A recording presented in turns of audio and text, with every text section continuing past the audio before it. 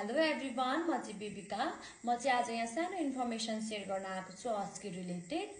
किन भन्दाखेरि चाहिँ रिसेन्टली मलाई कति धेरै जनाले चाहिँ हैन टिकटकमा मेसेजरमा चाहिँ मेसेज गरिरहनु भयो त अस्कीको बारेमा बुझ्नको लागि, यसको पाथवे के छ भनेर चाहिँ हैन। त्यही भएर चाहिँ सबैजनालाई कभर हुने गरी चाहिँ मैले एउटा सानो सर्ट भिडियो लिएर आएको छु। सुरुमा चाहिँ मैले एन्क्लेस चाहिँ दिल्लीमा गएर दिएको थिएँ युएस को लागि भनेर। फर्दर अब अहिले एजुकेसनले धेरै टाइम लाग्ने भएको कारणले गर्दाखेरि चाहिँ अस्ट्रेलिया स्विच हुने भनेर चाहिँ मैले पनि यो अस्की चाहिँ चुज गरेको थिएँ। यसको लागि चाहिँ हामीले ओबिए पाथवे थ्रु जानुपर्ने हुने रहेछ र यो ओबिए पाथवेमा पनि हामीले चाहिँ सुरुमा सेल्फ चेक गर्नुपर्ने रहेछ। यसको लागि चाहिँ हामीले सर्टेन एमाउन्ट चाहिँ हामीले पे गरेर चाहिँ सेल्फ चेक गर्छौँ। यो गर्दाखेरि चाहिँ हामी अस्कीको लागि एलिजिबल छु कि छैनौँ भनेर चाहिँ थाहा हुन्छ। भए पनि हामी चाहिँ कुन स्ट्रिममा पढ्छौँ भनेर चाहिँ हामीलाई थाहा हुन्छ क्या। स्ट्रिम ए बी सी भन्ने हुँदो रहेछ त्यहाँ। यो थाहा भइसकेपछि चाहिँ अब हामी उसले हामीलाई भने अनुसारको डकुमेन्टहरू हामीले बुझाउनु पर्यो हैन।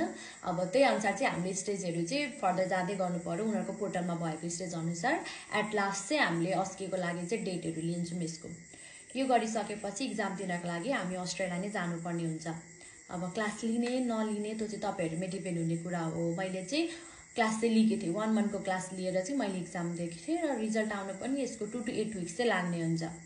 त्यसपछि चाहिँ यति चाहिँ सर्टमा चाहिँ अस्कीको अथवा ओबिए पाथवेको चाहिँ रहेको छ। र यो बाहेक चाहिँ तपाईँहरूलाई कस्टको बारेमा हैन, जान कति कस्ट लाग्छ, क्लासको कति कस्ट लाग्छ, अनि क्लास कहाँ लिने भनेर चाहिँ केही इन्फर्मेसनहरू लिनुपर्ने छ भने चाहिँ तपाईँहरूले मलाई मेसेज गर्न सक्नुहुन्छ। त्यही अनुसार चाहिँ मैले फर्दर भिडियोहरू बनाएर चाहिँ तपाईँहरूलाई चाहिँ इन्फर्मेसनहरू दिन ट्राई गर्छु। Okay by, thank you.